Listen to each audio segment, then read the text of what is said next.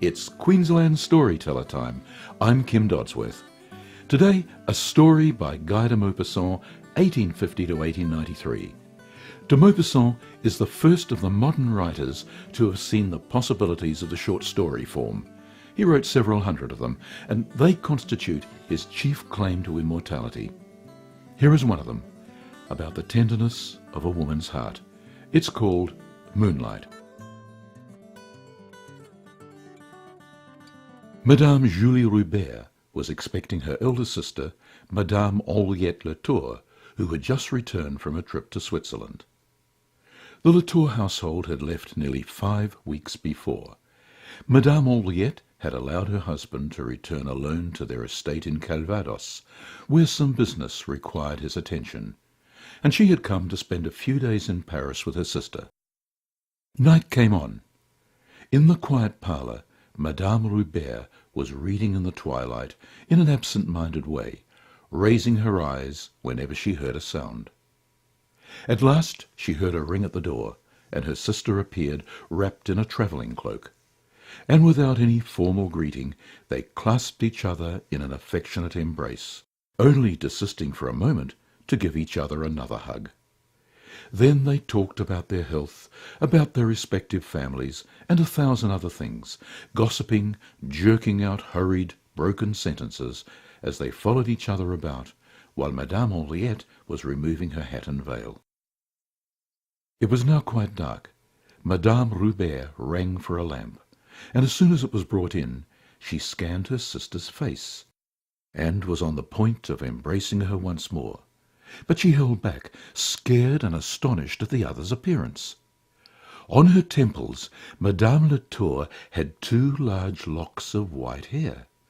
All the rest of her hair was of a glossy, raven-black hue, but there alone, at each side of her head, ran, as it were, 2 silvery streams, which were immediately lost in the black mass surrounding them.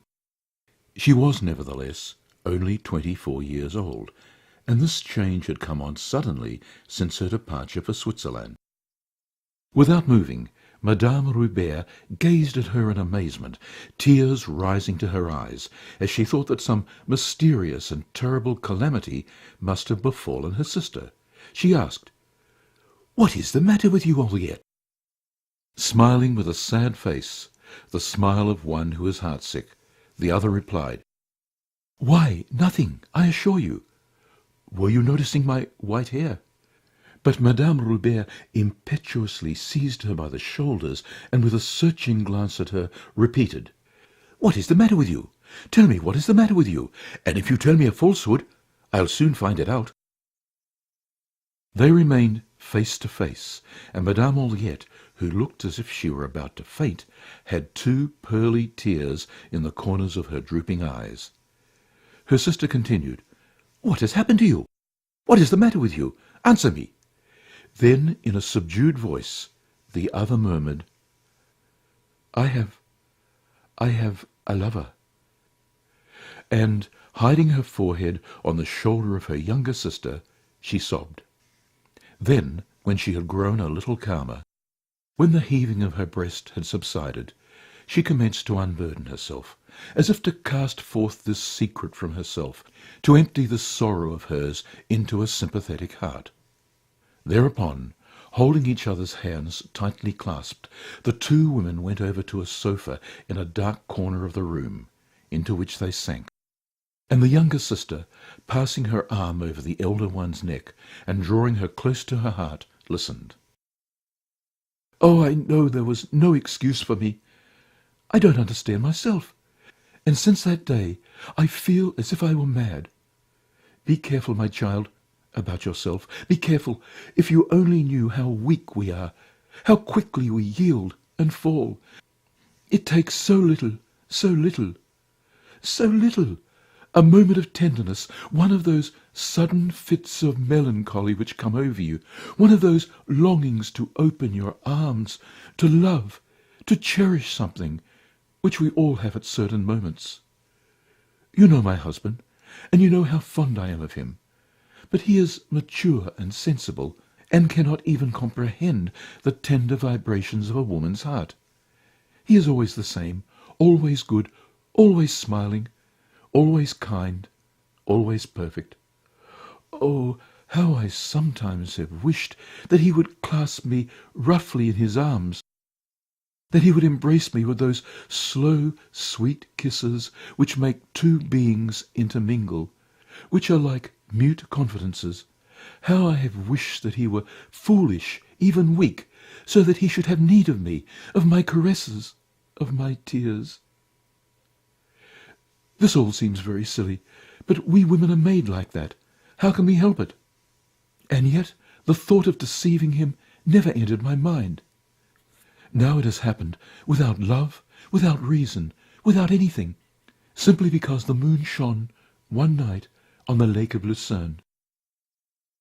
During the month when we were travelling together, my husband, with his calm indifference, paralysed my enthusiasm, extinguished my poetic ardour.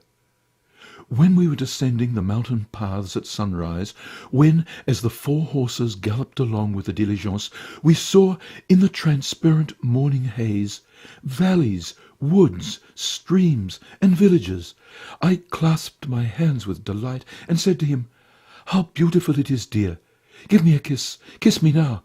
He only answered, with a smile of chilling kindliness, "There is no reason why we should kiss each other because you like the landscape." And his words froze me to the heart. It seems to me that when people love each other, they ought to feel more moved by love than ever in the presence of beautiful scenes. In fact, I was brimming over with poetry which he kept me from expressing.